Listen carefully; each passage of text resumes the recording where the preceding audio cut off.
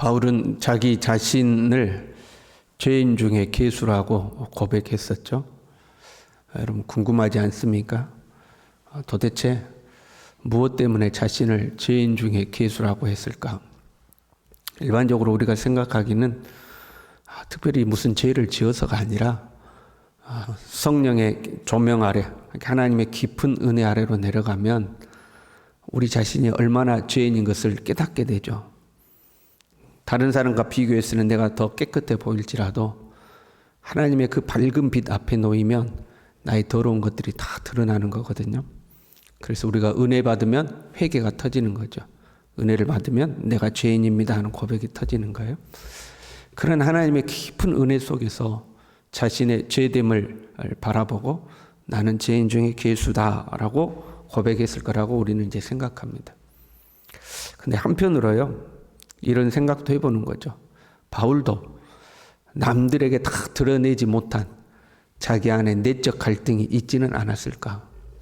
바울도 죄의 본성을 가진 한 인간으로서 다른 사람들에게 하나님의 말씀을 가르치고 사도로서의 거룩한 모범을 보였지만 자기 안에 뭔가 자기가 고민하는 그런 무슨 문제가 있지는 않았을까? 네, 그런 생각도 해보는 거죠. 나중에 천국 가면 물어보시길 바랍니다. 우리도 우리 자신을 다 보여주지 않을 때가 있죠. 우리의 감정과 생각을 다 드러내지 않잖아요. 남들에게는 그래도 조금 좋은 모습을 보여주고 나의 연약한 모습은 내 안에 나만 아는 사실로 가지고 있을 때가 있는 거죠. 그러면서 우리는 내 자신의 연약함을 깨닫는 거죠. 남들이 나에게 박수를 쳐주든 안 하든 나는 내 안에 연약함을 가지고 있는 걸 깨닫는 거죠. 그래서 내가 얼마나 연약한 존재인가, 나의 힘으로는 도저히 구원을 받을 수 없는, 나의 의로움으로는 도저히 하나님의 나라에 갈 수 없는 나는 얼마나 죄인된 존재인가 하는 것을 스스로 이제 깨닫는 거죠. 그러니까 어떤 사람이 의로운 말을 하고 다녀요, 정의로운 말을 하고 다녀요, 남들 보기에 그럴듯한 선한 말을 하고 다녀요. 그런다고 해서 그가 하나님의 나라에 합당한 것이 아니다 이 말이에요. 왜? 그 안에도 한 인간으로서 가지고 있는 제 본성이 그대로 있을 거다 이 말이죠. 겉으로 드러나는 화려한 언변으로 그가 하나님 앞에 의롭다고 생각하면 안 되는 거죠. 서기관이 예수님께 와서 물었어요. 첫째 되는 계명이 무엇입니까? 하나님을 사랑하고 이웃을 사랑해라. 그랬더니 이 서기관이 옳소이다.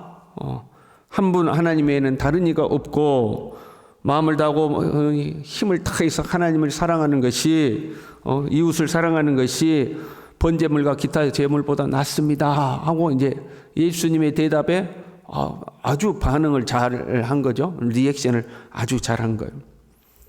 그랬더니 예수님께서 그를 보시고 네가 하나님의 나라에서 멀지 않도다 하고 이제 말씀하셨어요. 이제 그게 중요한 거예요. 야, 네가 그렇게 훌륭하게 알았느냐? 너라면 하나님 나라에 합당하다. 너라면 충분하다. 너는 이미 하나님의 나라에 도달했다. 그렇게 말하지 않고 하나님의 나라에 멀지 않다. 하나님 나라에 들어왔어요? 못 들었어요? 하나님의 나라에 멀지 않지만 하나님의 나라에는 들어오지 못한 거죠. 그럼 알고 있다는 것은 훌륭한 거예요. 깨닫지 못하는 사람들도 많거든요. 이 서기관이 첫째 되는 계명을 알고 있다는 것은 훌륭한 거예요. 그러나 아는 것이 믿음은 아니에요. 매번 강조하지만 알고 있다고 해서 그것이 믿음이 아니에요. 이 사람이 많은 걸 알고 있다고 해서 믿음이 좋다 이거하고는 다르다 이 말이에요. 많은 사람들은 자신의 지식을 자랑하려고 합니다. 요즘 시대는 이 정보가 공개된 시대잖아요. 어떤 주제 하나 나오면 여러분 검색창에 딱 검색하면 거기에 대한 내용이 쭉 나오잖아요. 동영상으로도 딱 설명이 되어 있잖아요. 그래서 많은 사람들이 많은 지식을 가지고 있어요. 그래서 그 지식으로 자신의 존재감을 드러낸다거나 우월감을 드러내려고 할 때가 많이 있죠. 어떤 주제가 나오면 나도 한마디를 거들어야 되고 거기다가 남이 알지 못하고 있는 정보를 나만이 가지고 있다면 그 정보를 나누면서 우월감을 느끼잖아요. 뿌듯함을 느끼잖아요. 지식으로 자신의 존재를 확인하려고 하는 거죠. 신앙생활도 그대로 적용이 되는 거예요. 내가 더 많은 성경 지식을 알고 있다는 것, 똑같은 말씀이라도 남들이 깨닫지 못하는 것을 나는 깨달아 알고 있다는 것, 이런 것이 내 자랑이 되는 거예요. 그래서 우월감을 느끼는 거죠, 교회 안에서도. 고린도전서 8장 1절에요. 지식은 교만하게 하며 사랑은 덕을 세운다. 그래서 지식이 많아질수록 교만해지기가 쉬운 거죠. 우리는 알아야 돼요. 우리의 지식으로는 구원을 받을 수 없다. 우리의 지식에는 한계가 있다. 우리의 깨달음에도 한계가 있다는 거예요. 그러고 보면 오늘 본문의 말씀은 약간 뜬금없는 주제 같아요. 그리스도가 어찌 다윗의 자손이 되겠느냐. 지금 마가복음의 흐름에 갑자기 그리스도가 어찌 다윗의 자손이 되겠느냐고 튀어나왔어요. 근데 왜 이 말씀이 나왔냐면 앞에 등장한 서기관과 연결되어 있는 말씀이에요. 지금 서기관이 네가 하나님의 나라에 멀지 않았다 그랬잖아요. 그리고 나서 35절에 어찌하여 서기관들이 그리스도를 다윗의 자손이라 하느냐. 지금 서기관과 연결되어 있는 말씀이에요. 서기관 한 사람이 대답을 잘했어요. 계명에 대해서 잘 알고 있었어요. 그러나 그 서기관들은 누구에 대해서는 모르고 있는 거예요? 그리스도에 대해서는 모르고 있다. 어찌 그들이 그리스도가 다윗의 자손이라고 하느냐 하면서 그들의 지식에 대해서 예수님이 이 문제점을 지적하신 거예요. 다윗이 그리스도를 주라고 했는데 어찌 그리스도가 다윗의 후손이 되겠느냐 하는 거죠. 하나님의 나라에서는 멀지 않았으나 하나님의 나라에는 들어오지 못한 상태를 말씀하고 있는 거예요. 서기관들은 성경 지식이 남들보다 많았을지는 몰라도 그렇겠죠. 날마다 성경을 연구하는 사람들이니까. 그런데 그리스도에 대해서는 잘못 알고 있는 거예요. 예수만이 길이요 진리요 생명이신데 예수님을 통하지 않고는 아버지께로 갈 자가 없는 것인데 정작 그 예수님에 대해서는 모르는 거예요. 많은 성경 지식을 가지고 있는데 예수님에 대해서는 모르고 있는 거예요. 그러니 하나님의 나라에 갈 수가 없죠. 하나님의 나라에 멀지는 않았으나 하나님의 나라에는 가지는 못하는 거예요. 더 나아가서요. 38절부터요. 긴 옷을 입고 다니는 것과 시장에서 문안받는 것과 해당의 높은 자리와 잔치에 이 자리를 원하는 서기관들을 삼가라. 그렇게 되어 있어요. 성경 지식이 자신들의 우월감이 되었어요. 그래서 어딜 가든지 높임 받기를 원하는 거예요. 상석에 앉기를 원하는 거예요. 그리고 성경에 대한 지식은 있었으나 삶은 전혀 없는 거예요. 성경에 대해서 많은 지식을 가지고 있고 그것이 우월감이 되어서 어딜 가든지 높임받고 대접받고 상석에 앉고 그러긴 하는데 정작 그들은 그 알고 있는 말씀에 대한 삶이 없는 거예요. 그래서요. 과부의 가산을 삼키며 예식으로 길게 기도한다. 과부의 가산을 삼키는 것은 이웃사랑이 없는 거고 외식으로 길게 기도하는 것은 하나님 사랑이 없는 거예요. 하나님의 사랑에 대한 실천도 없고 이웃 사랑에 대한 실천도 없는 거죠. 계명에 대한 반응도 잘했어요. 깨달음도 좋았어요. 그러나 하나님 나라 안에 있지 아니하고 하나님 나라에 멀지 않다고 하신 것은 여기에 있는 거예요. 많이 알고 있는데 성경 지식도 많은데 대답도 잘하는데 정작 하나님 사랑과 이웃 사랑을 실천하지 않아요. 오히려 그 많이 알고 있다는 것이 자기 자랑이 되어 있는 거예요. 성경을 달달 외운 거죠. 그런데 서기관들이 날마다 성경 연구하는 사람들이니까. 그러나 그것이 믿음은 아니다. 그냥 지식일 뿐이다. 그 지식은 사람을 교만하게 한다 하는 거죠. 우리들 상황을 보면요. 여러분 한때 우리 한국 교회라고 말할 수 있겠죠. 뜨거운 기도가 중심이 되던 시절이 있었습니다. 한국 교회가 기도, 오직 기도, 가난하고 배움도 없고, 그래서 사실 교회 안에 성경을 읽지 못하는 사람들이 많았어요. 과거에는. 옛날에는 문맹들이 많았어요. 그래서 성경을 많이 읽을 수도 없고, 그렇잖아요. 배움도 짧고, 그리고 가난하고 힘든 시절이었기 때문에 외부에서 받는 스트레스, 억압과 무시와 멸시도 많았고, 그래서 의지할 것이 오직 하나님밖에 없는 거죠. 그 하나님을 의지할 때 할 줄 아는 것이 그 우리의 답답한 모든 심정을 가지고 나서 하나님께 부르짖는 것. 그것이 우리의 믿음이었던 때가 있어요. 그래서 뜨겁게 기도하는 것. 뜨겁게 기도할 때 성령의 역사가 나타나고 그 뒤집어지고 회개하고 여러 은사와 기적들도 경험하게 되고, 그런데 문제가 생긴 거죠. 말씀의 뿌리가 약하니까 그 이리저리 잘 흔들리는 거예요. 뜨거워졌다가 그냥 탁 차가워졌다가. 그래서 이제 다시 시작한 것이 성경 공부죠. 그래서 이제 그 다음부터는 성경 말씀이 있어야 된다. 말씀으로 돌아가야 된다. 그래서 이제 말씀 훈련을 한 거죠. 1:1 제자 훈련을 하고 그러면서 이제 그 성경 공부가 활성화된 거죠. 한국 교회는 전 세계 어느 나라보다도 성경을 사랑할 겁니다.